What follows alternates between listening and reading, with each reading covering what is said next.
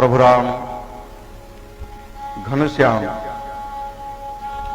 एवं उन्हीं की वांग में प्रतिमूर्ति ग्रंथ भगवान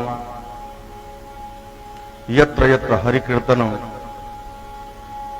तत्र तत्र वाष्पवारी परिपूर्ण लोचनम कृतमस्तकांजलि। हनुमान जी महाराज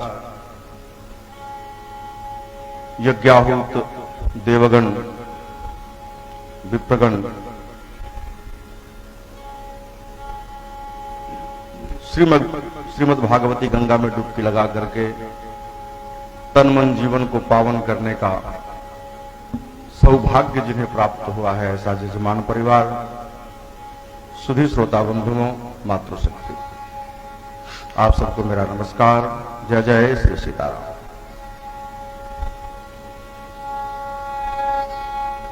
कल हम लोगों ने एक बिंदु का अवगाहन किया और सरल किया, एक विषय को समझने का प्रयास किया था। ये ग्रंथ है क्या? श्रीमद् भागवत। भागवत का मतलब क्या है, इसको समझने का हमने प्रयास किया था ना। 4 अक्षर हैं इसमें, थोड़ा सा इसको मीठा करो, बाद में सीटी दे रहा है। 4 अक्षर हैं इसमें ना। भा कम मत करो, वालुम कम मत करो। ग व त न। निर्णय ये निकला, भा शब्द कीर्ति वचन, ग ज्ञान स्वरूपिण सर्वेष्ट वचनो वाश्च, त त्याग स्वरूपिण। भक्ति, ज्ञान, वैराग्य और त्याग, इन चारों का समावेश है इस ग्रंथ में। ये चारों चीजों को आपके सामने रख दिया है इसने। अब जो चाहो वो प्राप्त कर लो, लेकिन प्राप्त करने की क्षमता तुम्हारे पास कितनी है, ये अपने आप का आकलन खुद कर लेना। दुकान पे जाओगे सामान लेने के लिए, जेब में जो धन रहेगा उसी अनुसार तो खरीद पाओगे। सामर्थ्य है नहीं, पर्स में पैसा है नहीं, और 1 लाख का सामान खरीदना चाहोगे, मिलेगा? नहीं मिलेगा। वैसे सबसे महंगा सामान, सबसे महंगी वस्तु, सबसे महंगा पदार्थ, सबसे महंगा तत्व, सबसे क्लिष्ट तत्व यदि कुछ श्रीमद् भागवत का है, सनातन धर्म का है, किसी भी मानव मात्र का है, तो वह भक्ति।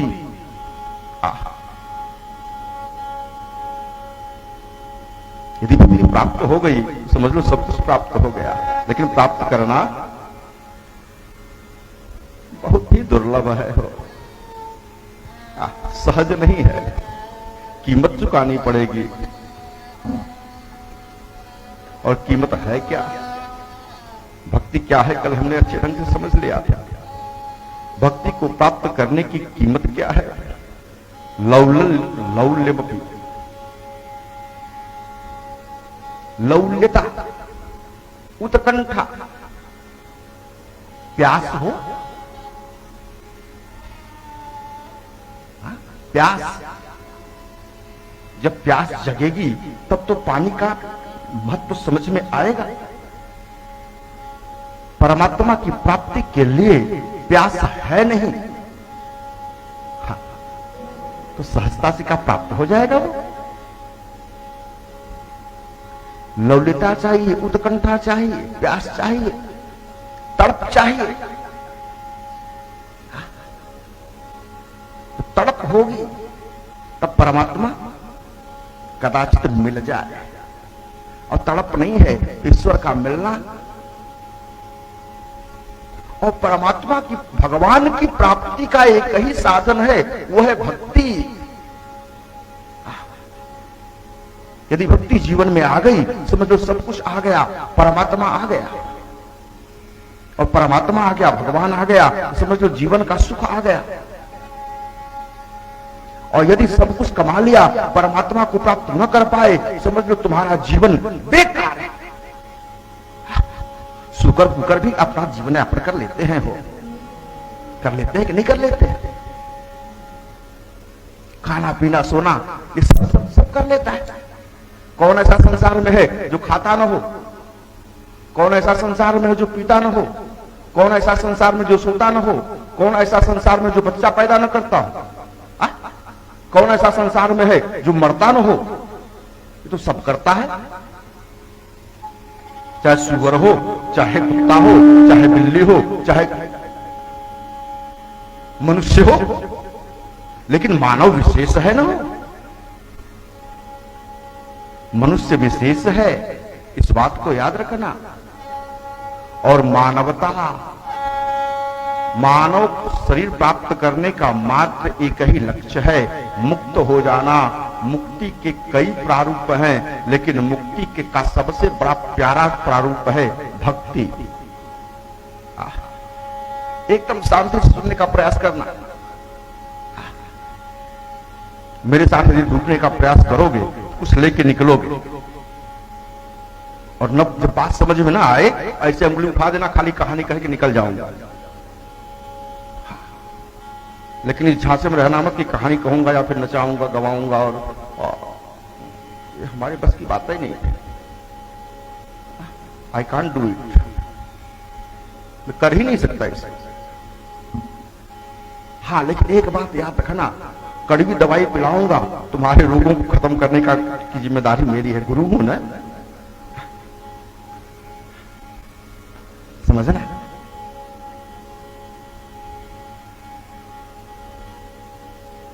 भक्ति प्राप्त हो गई, लौल्यता आ गई, उत्कंठा आ गई, जिज्ञासा आ गई, प्यास जग गई, ललक आ गई। देखो एक बात मैं आपको बताऊं, मुझे बड़ा प्यारा उर्दू का एक शेर ही कह लिया गया। सूफी एक संत हुए मंसूर, उनका एक उनकी प्यारी सी लाइन याद मुझे आ रही है। क्या हो रहा है? अगर है शौक मिलने का तो हरदम लौ लगाता जा। अगर है शौक मिलने का तो हरदम लौ लगा जाता। न रख रोजा, न मर भूखा, न जा मस्जिद, न कर सिजदा, दुई का तोड़ दे पूजा, शराबे शौक पीता जा। अगर है शौक मिलने का तो हरदम लौ लगाता जा। लौ लगाओ, परमात्मा मिलेगा। भूखे रहने से परमात्मा मिलने वाला नहीं है। अगर भूखे रहने से परमात्मा मिल जाता तो बहुत लोग भूखे हैं, हो जिनको आज भी भारत में कई ऐसे परिवार हैं जिनको 2 वक्त की रोटी नहीं मिल रही है, भूखे हैं। क्या भगवान मिल गया? भूखे रहने से भगवान मिल जाएगा?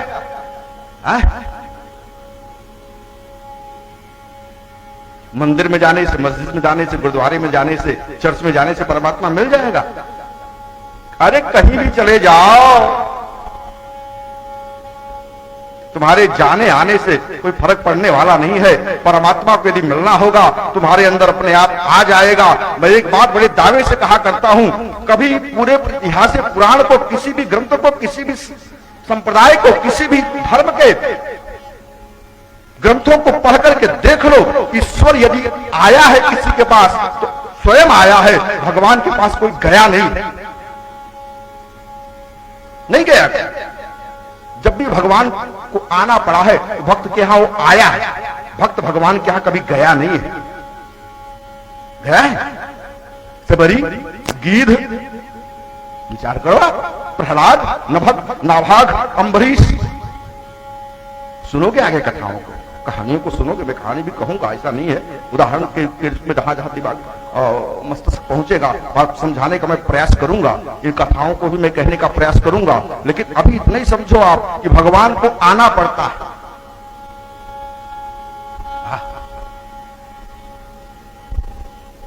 भक्ति यदि है तो भक्ति है तो भगवान प्रकट होगा, आएगा। और नहीं है आते जाते रहो, आते जाते रहो, जाओ मंदिर मस्जिद गुरुद्वारा, कुछ मिलने वाला। लौल्यता आ जाए जीवन में तो परमात्मा आ गया। अच्छा ये बड़ा कठिन है, तो ज्ञान ले लो, इससे भी जीवन सार्थक हो जाएगा। भक्ति नहीं आई तो कम से कम ज्ञान तो ले लो। अगर वो भी नहीं आया तब परमात्मा से प्रेम करना सीख लो, वैराग्य हो जाए, संसार से दूरी बन जाए। ये भी न हो पाया तो अपने जीवन की एक बुराई का त्याग कर दो। बस यही सिखाता है भागवत।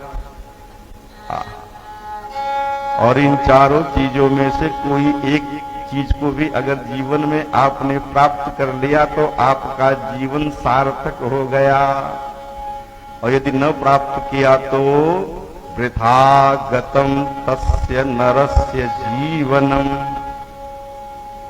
उस मनुष्य का जीवन ही क्या हो गया? वृथा, बेकार चला गया हो। एक बात याद रखना, ये इतना लंबा शरीर मिला है, 3.5 हाथ का। कितने हाथ का है? हर व्यक्ति का शरीर उसके हाथ से 3.5 हाथ का है। अच्छा, और गहराई में जाओ, हर व्यक्ति का शरीर उसकी अंगुली से 84 अंगुल का है। कितने का? 84 अंगुल का शरीर है। गिन लेना, नीचे से नाप लेना, अभी नहीं, बाद में। नख से सिख तक नापना, कितने अंगुल है? 84 अंगुल। मानो ये संकेत मिलता है कि 84 लाख योनियों से मुक्त होने के लिए ये 84 अंगुल का तुमको शरीर मिला है, और मुक्त हो जाओ। प्रयास करो, उद्यम करो, परिश्रम करो, भजन करो, मुक्त हो जाओगे।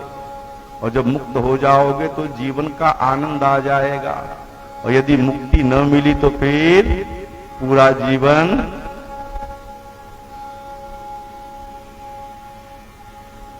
बेकार गया।